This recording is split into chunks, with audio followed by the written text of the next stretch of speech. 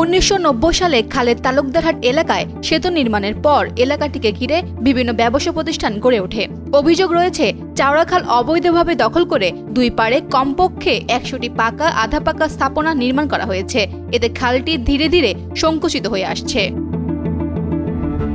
বরগুনার আমতলী উপজেলার তালুকদার বাজার এলাকায় চাওড়াখাল অবৈধভাবে দখল করে আধা কিলোমিটার এলাকা জুড়ে স্থানীয় প্রভাবশালী ব্যক্তিরা রাতারাতি সেখানে পাকা আধা পাকা বাড়ি ও ব্যবসা প্রতিষ্ঠান গড়ে তোলেন। ঘর তোলার জন্য খালের মাঝ বরাবর বাঁশ ও কাঠের খুঁটি পুঁতে সেখানে মাটি ও ইটের টুকরো ফেলে খাল ভরাট করেন।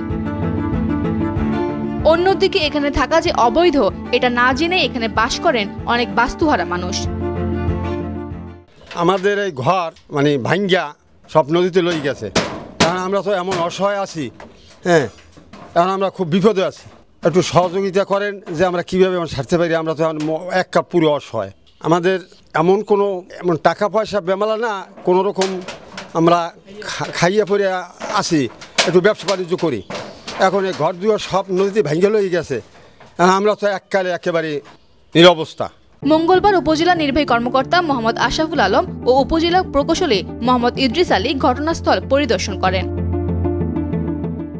আপনারা দেখেছেন যে তালুকদার বাজারে আমাদের যে ব্রিজটি আছে, ব্রিজের পাশেই খালের পারে কিছু স্থাপনা গড়ে তুলেছিলেন, কিছু দোকানপাট আছে এবং টিনের এবং সেমি পাকা কিছু ঘর আছে।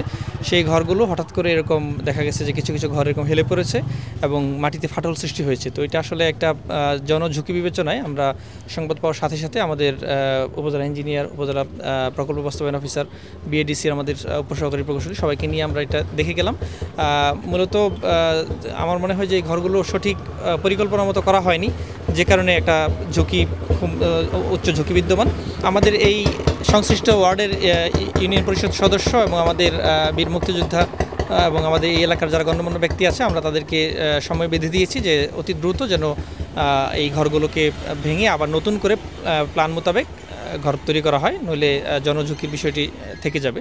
তো মানুষের জানমালের নিরাপত্তার জন্য আমরা সবসময় সোচ্চার আছি। খননের জন্য খালের পানি কমিয়ে ফেলার কারণে খালের পাড়ে থাকা স্থাপনা খালের মধ্যে ঝুঁকে পড়েছে। এই স্থাপনা সরিয়ে না ফেললে যে কোনো সময় ঘটতে পারে বড় দুর্ঘটনা।